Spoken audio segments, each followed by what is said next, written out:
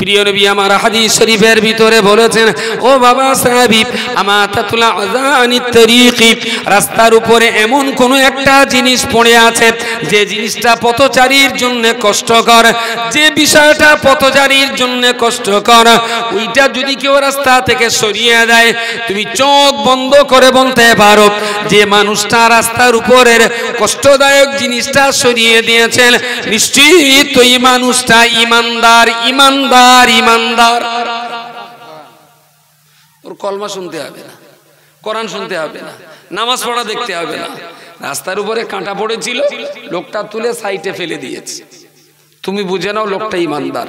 আমাতাতুল আযানিত তরিক, এটা হলো ইমানের 70টার শাখার ভিতরে অন্যতম, যে রাস্তার উপর থেকে কষ্টদায়ক জিনিস সরিয়ে দেবেন। ওই রাস্তা দিয়ে হিন্দু চলবে না, খ্রিস্টান চলবে, মুসলমান চলবে না, বেনামাজি চলবে, নবী ব্যাখ্যা দেন। বলেছেন মানুষের চলার পথটা পরিষ্কার রাখার দায়িত্ব ইমানদারদের। ইমানদারদের ইতিহাসটা অনেক আগের পড়া, ঠিক পরিপূর্ণ মনে নেই। সম্ভবত ইবনে বতুতা, বিশ্ব পর্যটক ইবনে বতুতা, উনি একটা টাইমে স্পেনে গেলেন, যে দেখছেন কোন একটা জায়গায় রাস্তার উপরে একটা ভারী কিছু পড়ে আছে, মানুষের চলাচলের কষ্ট হচ্ছে, কেউ সরায় না। ইবনে বতুতা বললেন, আমি ইতিপূর্বে স্পেনে এসেছিলাম, তবে সেদিন যা দেখেছিলাম আর আজকের যা দেখছি, সম্ভবত স্পেনে এখন মুসলমান শাসন নেই। তা কিছু লোক ধরে জিজ্ঞেস করে বললেন, আপনি কি বলছেন এটা? তা বলছেন, আমি স্পেনের আগে এসেছিলাম, সেদিন দেখে আমার মনে হয়েছিল যেখানে স্পেনে মুসলমানদের শাসন ব্যবস্থা চলছে, কিন্তু আজকে আমি আবার এসে দেখছি এখানে মুসলিম শাসন ব্যবস্থা ঠিকঠাক নেই। বললেন কি করে? বলে, দেশে যদি মুসলমান বাস করত তাহলে রাস্তার উপরে কষ্টদায়ক এই জিনিসটা পড়ে থাকতো না, কেউ না কেউ ওটা উঁচু করে তুলে রাস্তা সাইডে ফেলে দিত। এদেশে মুসলমানের বাস থাকলে এই জিনিসটা ঘটতো না। তাহলে রাস্তার উপর থেকে কষ্টদায়ক জিনিস সরিয়ে দেওয়াটাও ইমানের একটা লক্ষণ। পাবলিক এই লক্ষণটা পাবে কার কাছ থেকে? আলেমদের কাছ থেকে আশা করে। যারা দ্বীনের জ্ঞানী তাদের কাছ থেকে পাবলিকে আচরণ আশা করতেই পারে। মানুষের বিপদ আপদে আলেমদের ভূমিকা সবচেয়ে বেশি থাকা উচিত। কিন্তু দুর্ভাগ্য, রাস্তায় যদি মরা কুকুর পড়ে থাকে, কত লোকের কষ্ট হয়। যে যা যাচ্ছে না কেন, বিরাট গন্ধ, গাড়ি জোরে চালাও, সব সুগন্ধি ধার দিয়ে নাকের রুমাল দিয়ে চলে যাচ্ছে, কেউ সরায় না। পাবলিকের ডিউটি না হলে আমি বলবো আলেমের ডিউটি আগে, কারণ কোরআন হাদিসের ধ্বজাদেরই তো তুমি মাওলানা আগে, তোমাকে দেখি তো পাবলিক শিখবে। নবীর হাদিস যদি হয় যে কষ্টদায়ক জিনিস রাস্তা থেকে সরিয়ে দেওয়াটা ইমানের অঙ্গ, তাহলে ইমানের এই লক্ষণ পাবলিকের চাইতে আমরা আলেমের কাছে তো আগে আশা করতেই পারি। আলেমকে দেখে দেখে আমরা শিখব। হয়তো আপনার মনে হবে এই নোংরা পচা দুর্গন্ধ কুকুর ফেলে দিলে একটা কিরকম যেন মানিজ্যতের মধ্যপারসমানা ভাব লাগবে, আর মনে মনে এখনো আপনার হতেই পারে এই যে পচা বিড়েল টিরের সরবার মাথা মাতিন বলছে, তাহলে সত্যি সত্যি শালা নিমাই কোম্পানির প্রোডাকশন। ওর দাদাও কাওয়ার আসলে ও খানিটা কাওয়ারাপানা হয়ে গেছে। তাহলে পচা জিনিস এইভাবে সরায়? যদি ঘুরিয়ে বলি, পচা জিনিস সরাতে বলেছেন নবী, আর সেই কাজটা তুমি যদি হিংসা করো, আর তুমি যদি নবীর সেই পরামর্শে তুমি যদি ভুল ধরার চেষ্টা করো, ভাই তোমার ইমানটা কোন ফুটোমালায় রাখবা? রাস্তার কষ্টদায়ক জিনিস সরিয়ে দেওয়াটা কার পরামর্শ? রাসূলুল্লাহর পরামর্শ। তাইলে এটা আমাদের করা উচিত। প্রিয় শ্রোতা মণ্ডলী, মনে রাখুন, ইমাম গাজ্জালিকে প্রশ্ন করা হলো, হুজুর আপনার কাছে জানতে চাইছি, দেশের একজন আলেম জনসাধারণের দেশের জনসাধারণের প্রতি একটা আলেমের ডিউটি কতটা হতে পারে? সাধারণ জনগণের প্রতি একটা একটা আলেমের দায়িত্ব কর্তব্য কতটা হতে পারে। ইমাম গাজ্জালি জবাব দিয়ে বললেন, ও বাবা মনে রাখো, সাধারণ জনগণের প্রতি আলেমের দায়িত্ব হাফেজ, মাওলানা, কারি, মুফতি, ইলমি দ্বীনের যারা হকদার রেখেছেন এদের দায়িত্ব কতটা তার ব্যাখ্যা পরে দেওয়া যাবে। এক কথায় তোমাকে বলছি বাবা, সন্তানের প্রতি মায়ের দায়িত্ব যতটা, সন্তানের প্রতি মায়ের দায়িত্ব যতটা, সাধারণ জনগণের প্রতি আলেমের দায়িত্ব ততটা।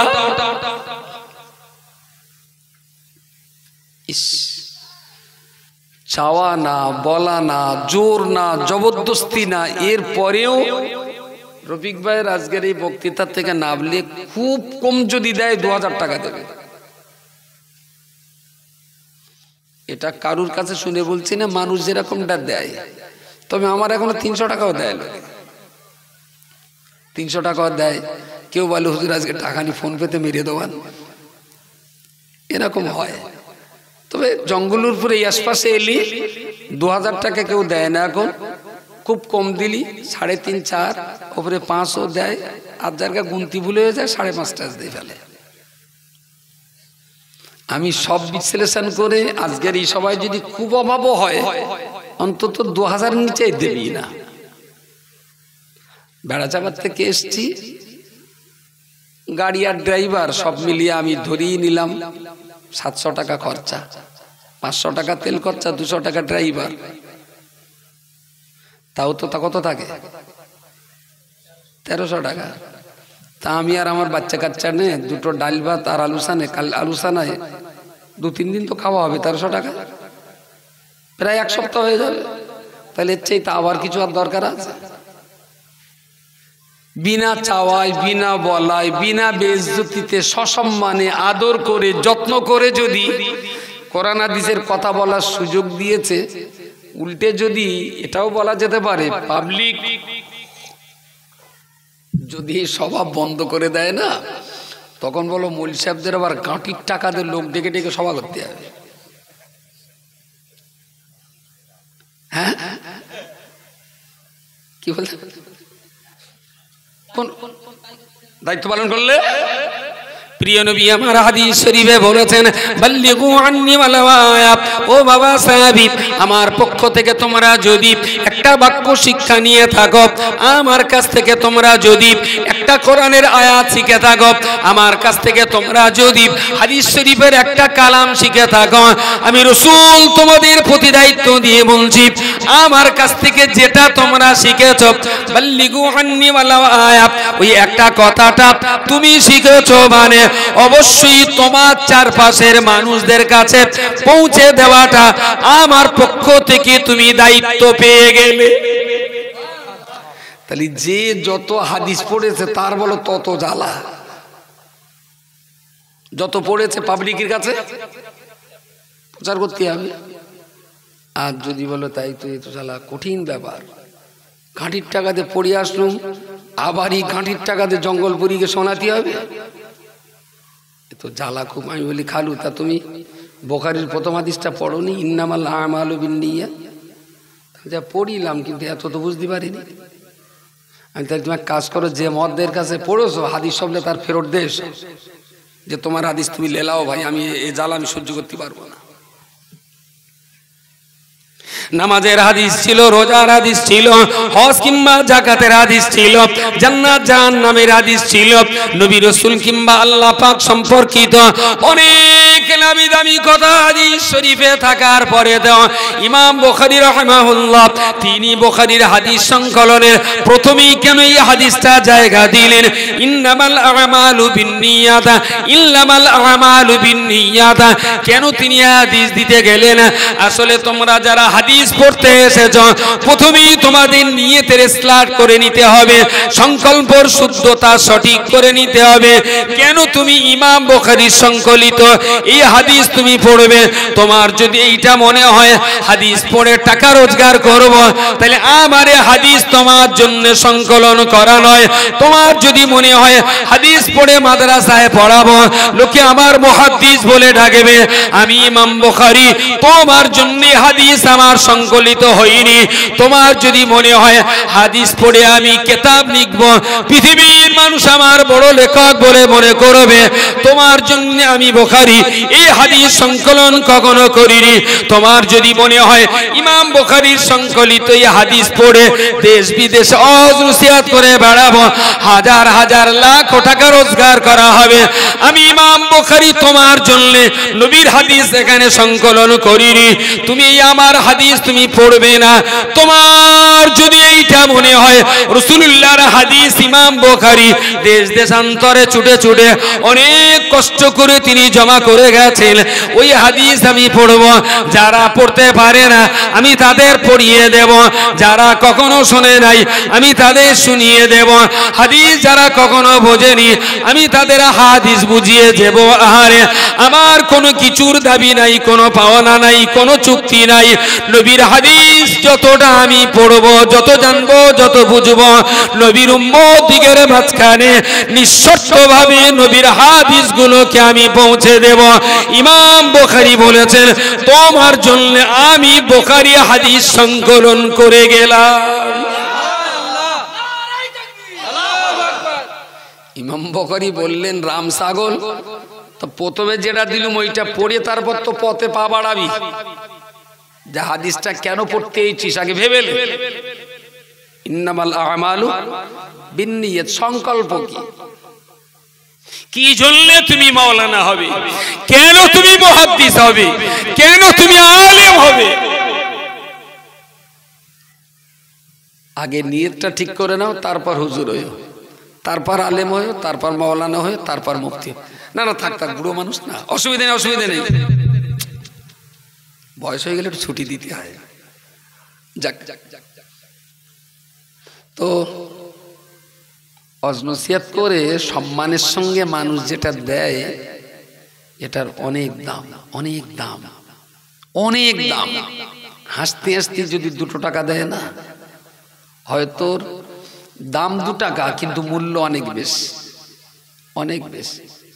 আমার লোকটার কথা ভুলবো না, সিপিআই এর ক্যান্ডিডেট ছিলেন আমাদের বসিরহাটের এমপি অজয় চক্রবর্তী। তিনি আবার বসিরহাট কোর্টের ওকালতিও করতেন। ভদ্রলোক এখনো বেঁচে আছেন না মারা গেছেন? মারা গেছে। বসিরহাটে একটা ওই মুসলিম ম্যারেজ রেজিস্ট্রারদের একটা কনফারেন্স হয়েছিল বসিরহাট টাউন হলে। তো ম্যারেজ রেজিস্ট্রার যারা অফিসার, মুসলিম ম্যারেজ বিয়ে শাদী পড়ায় যারা কাজী, আমারও দাওয়াত করেছে। দাওয়াত করেছে মানে ওই বন্ধু বান্ধবের সুবাদে, বক্তা হিসেবে না। গিয়েছি, নিচে বসে আছি, তা যে দেখছি অজয় বাবু ওখানকার প্রধান গেস্ট, যেহেতু তিনি এমপি, তো উনি স্টেজে উঠেছেন। তো অজয় বাবু উঠে কিছু কথা বললেন, তার ভিতরে একটা কথা খুব দামি, আমি কখনো ভুলবো না। বলে, না দেখো, তোমরা যারা এই কাজীগিরির কাজ করছো, কাজী, তোমরা একটু সমাজের মানুষের বোঝাও যেন এই পণের টাকা পয়সাটা আস্তে আস্তে বন্ধ হয়। তোমরা কাজী সাহেব, তোমরা একটু একটু বললে না, সমাজ আস্তে আস্তে ভালো হবে। আর এই যে বিয়েতে পণের টাকা লেনদেন হয়, ওই বিয়ে বাড়ি যেন তোমরা খাওয়াটা বানা। আমি বলি, এও তো বড় মুফতির পাল্লায় পড়লো। ওনার ধুতি পরা, একটা পাঞ্জাবি গায়ে দেওয়া, বলছে ওই বাড়ি খাবেন না কেউ? বলছে আমার বন্ধু বান্ধব আত্মীয় স্বজন যখন দাওয়াত করে বিয়ে বাড়িতে, আমি জিজ্ঞেস করে, এই তোদের এই বিয়ে থেকে টাকা পয়সা লেনদেন হয়েছে? যদি বলে হ্যাঁ, আমি অজয় চক্রবর্তী সেই বিয়েতে খাইনি। আমি বাপরে বাপ, এ তো আর এক চিশতি সাহেবের পাল্লায় পড়লো। বিরাট পরেশগার লোক, মরা বাড়ি, ওই পনের শাদী খায় না। হাসি লাগলো, কিন্তু ভেতর একটা জায়গায় মনে হচ্ছে এতটা লোকের সামনে লোকটা কি রহস্য করলো? মনে হচ্ছে না। তিনি একজন দায়িত্বশীল ব্যক্তি, এমপি, আবার উকিল, শিক্ষিত মানুষ। তা ও লোকের বক্তৃতা শেষের দিকে আমি দাঁড়িয়েছি, আমি বলি স্যার একটা কথা একটু জানতে পারি? তাহলে হ্যাঁ বলো বলো। আমি বলি স্যার এই পনের শাদি খাওয়া খেলি যে অসুবিধে, তো এটা আপনি কি করে জানেন? আমাদের ইসলাম ওটা খাওয়াটা হারাম, তা আপনি জানেন কি করে?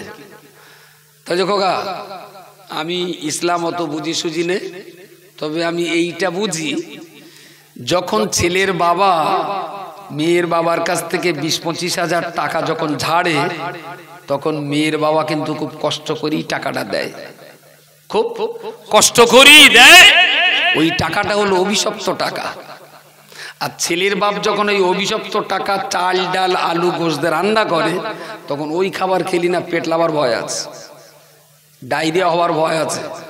তোমার কাছে শরীয়তটা তো আমি বুঝি না, আমি এইটা বুঝি যে টাকাটা অভিশপ্ত, তাই আমি ওই টাকা খাই না। আচ্ছা কথাটা খুব গভীর কথা না? টাকাটা অভিশপ্ত টাকা, সেই জন্য আমি ওই টাকার শাদি খাই না। বললো মেয়ের বাড়ি যদি বলে আমি খাই, কারণ সে অত্যাচারের শিকার, সে নেয়নি, সে দিয়েছে। কিন্তু ছেলের বাড়ি যদি টাকা নিয়ে শাদি করে, আমি সেই শাদি কখনো খাই না, যাইও না তাদের বাড়িতে, কারণ আর অভিশপ্ত, ওটা কলঙ্কিত টাকা। ওই টাকাটা স্বাস্থ্যের জন্য ভালো না, জীবনের জন্য ভালো না, তাই আমি ওই টাকাটা খাই না। আচ্ছা একজন হিন্দু ভদ্রলোক, আমি এটা খুব একটা গুরুত্বপূর্ণ কথা, তো অনেক বছর আগে, আমার বয়স এখন 51 বছর, আর কথাটা খুব কম হলেও 24-25 বছরের দিকে হবে, কিন্তু একদম জলজল করছে আমার চোখের সামনে, মনে হচ্ছে ধুতি পরে লোক এখন আমার সামনে আছে। কথাটা খুব গুরুত্বপূর্ণ। আচ্ছা সভা করে যখন জোর জবরদস্তি 10-15 হাজার টাকা কমিটির কাছ থেকে নেওয়া হয়, এরা কি খুব আনন্দ করে দেয় বলে মনে হয়? যখন জোর জবরদস্তি নেওয়া হয়, এই বাকি টাকা না দিলে কিয়ামতের দিন বুঝে নেবো, এই টাকাটা দিলে না কেন? সভা কমিটি খুব আনন্দ করে দেয় বলে মনে হয়? তাহলে এটাও অভিশপ্ত, যে টাকাটা জবরদস্তি নেওয়া হচ্ছে এটাও অভিশপ্ত টাকা। এই টাকায় বরকত নেই, এই টাকা আল্লাহর রহমত বিবর্জিত টাকা, এই টাকার উপরে আল্লাহর করুণা থাকে না। যদি হেসে খেলে আনন্দ করে 200 টাকা দেয়, তাতে আল্লাহর রহমত থাকে, দেওয়াও সুন্নাত নেওয়াও সুন্নাত। জোর জবরদস্তি করে ওয়াশ করে টাকা নিলে যদি দোষ না হয়, তাহলে ছেলের বাবা জোর জবরদস্তি করে মেয়ের বাপের কলজে ছিঁড়ে খাবে, এটাই বা দোষ হবে কেন? বলেন বলেন। ওটাও জুলুমের টাকা, এটাও জুলুমের টাকা, ওটাও জবরদস্তি, এটাও জবরদস্তি। জোর জবরদস্তিতে মহব্বত থাকে না, অভিশপ্ত রাগ থাকে, ঘৃণা থাকে। আর মহব্বতের টাকা 2 টাকা হলেও তাতে ভক্তি ভালোবাসা অনেকটাই থাকে, এই জন্য এটা খুব স্বাস্থ্যসম্মত। যাক, আমি যে কথা বলতে বলতে এত দূর পর্যন্ত এসেছি যে আলেম সমাজের ডিউটি যদি এটা হয়, বেনামাজিদের নামাজের কাতারে আনা, কোরআন না পড়াদের পড়াবার মাদ্রাসায় আনা, তাহলে আলেমদের এটাও ডিউটি স্কুলে না যাওয়া ছেলে মেয়েদের স্কুলে পাঠিয়ে দেওয়া, এটাও আলেমের ডিউটি। এটা শুধু পঞ্চায়েত ভাববে, আমরা কি বামনের ভাতে? সমাজে শান্তি প্রতিষ্ঠা করার দায়িত্ব শুধুমাত্র প্রধান মেম্বারদের নয়, দায়িত্ব মুসলমানদেরও আছে, দায়িত্ব আমাদেরও আছে। মাঝে মাঝে না মাথা কাজ করে না, এই এখন থেকে বেরিয়ে যাব, জানি না হয়তো কপাল খারাপ হলে আজকে কপালে নাও পড়তে পারে, কিন্তু আমরা সবাই রাস্তা দিয়ে আসি যাই, দেখি রাস্তার ধারে ছোট ছোট বাচ্চা বাচ্চা ছেলেরা মোবাইল নেয়, 2টো আঙুল একদম কম্পিউটারের মতন চলছে। আচ্ছা 9 বছরের 10 বছরের ছেলে, 12 বছরের একটা বাচ্চা একদম ওপেন রাস্তার ধারে মাল ডলে বেশ তালি মারামারি করছে, রাস্তাতে হাজারো লোক যাচ্ছে, কারোর মুখে কোনো রা শব্দ নেই। আমি কি খুব মিথ্যে কথা বলছি মনে হয়? এক পাতা ছেলে খৈনি ডলবে, তেরঙ্গা খাবে, ফ্রি ফায়ার চালাবে, পাবজি খেলবে, মোবাইল নিয়ে আই লাভ ইউ লিখবে, আর সমাজের এই মদ্দা লোকগুলো একদম নিরবিলি সহ্য করবে। তাহলে কি মদ্দালোকগুলো টেস্ট করতে হবে যে মদ্দালোক আছে না হিজড়ে হয়ে গেছে? মনে হয় একবার মেডিকেল টেস্ট করলে ভালো হয়। দায়িত্ব তো আমার যতটা আছে, দায়িত্ব গ্রামের মানুষ হিসেবে আপনারও ততটা আছে। যেভাবে সমাজ সর্বনাশার দিকে যাচ্ছে, আমি চিৎকার করছি, এই চিৎকারের পাশাপাশি যদি পরিবার, গ্রাম, প্রতিবেশী, মহল্লার মানুষ তারাও যদি ঘুরে দাঁড়িয়ে এ সমাজের জন্য যদি না ভাবে, লিখে রাখুন আগামী 10-20 বছরের ভিতরে সমাজ সর্বনাশ হয়ে যাবে। নামাজি খুঁজে পাওয়া তো দূরের কথা, অশান্তি, মারামারি কি পরিমাণ বাড়বে। সেদিন হাউতাস করে দোয়া কুনুত পড়ে, দোয়া ইউনুস পড়ে কোনো লাভ হবে না। এখনো সময় আছে। প্রত্যেক মহল্লাতে মহল্লাতে একটা শক্তিশালী কমিটি হওয়া উচিত। তাদের কাজ কি? Step by step. প্রথম স্টেপ খুব নরম সুর, কচিমানা তুমি মোবাইলটা এখন চালিও না, বয়স হোক পরে চালাবে। দ্বিতীয় স্টেপ কি? তোমার গালে যেন আর কোনোদিন আমি তেরঙ্গা না দেখি, খৈনি খাবে না। তোমার মতো বাচ্চা মানুষ এই নেশা করাটা অত্যন্ত বিপজ্জনক। 3 নম্বর, তুমি স্কুলে যাবে কালকের থেকে। খুব নমনীয়তা, খুব সভ্যতা, খুব ভদ্রতা, খুব আদর করেই বাচ্চাগুলোকে বলা, বাচ্চার বাপগুলোকে একটু আদর করে, মহব্বত করে, ভালোবাসা দিয়ে বলা। আচ্ছা, এইরকম যদি সবর, এইরকম যদি 20টা থাকে, 50টা থাকে, 100 থাকে, আদর যত্ন ভালোবেসে যদি বলা হয়, 5টা বাচ্চাও কি ফরে ফিরবে না? 5টা বাচ্চাও ফিরবে। তাহলে বদমাইশির থেকে 5টা করলো, আর ভালোর দিকে 5টা বাড়লো। তাহলে যে ভালো মানুষগুলো ছিল ওই দরে আবার ওদের বাপগুলো চলে এলো, তাহলে আমরা আস্তে আস্তে একটু বাড়লাম। Very good.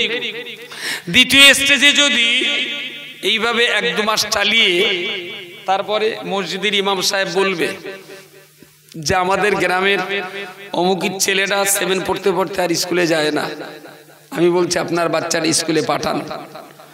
অমুকির নাতিটা 5 পড়তে পড়তে আর স্কুলে যায় না, বাচ্চাটাকে একটু স্কুলে পাঠান। গ্রামের অমুক অমুকের বাড়ি এই বাচ্চাগুলো আছে, তারা মক্তবে একটু কোরআন শেখে না, আপনাদের বাচ্চাগুলোকে মক্তবে পাঠান, একটু আল্লাহর কোরআন পড়ুক। মসজিদের ইমাম সাহেব কথা বলবে, আদর করে, মহব্বত করে, ভালোবেসেই বলবে। সেকেন্ড স্টপিস।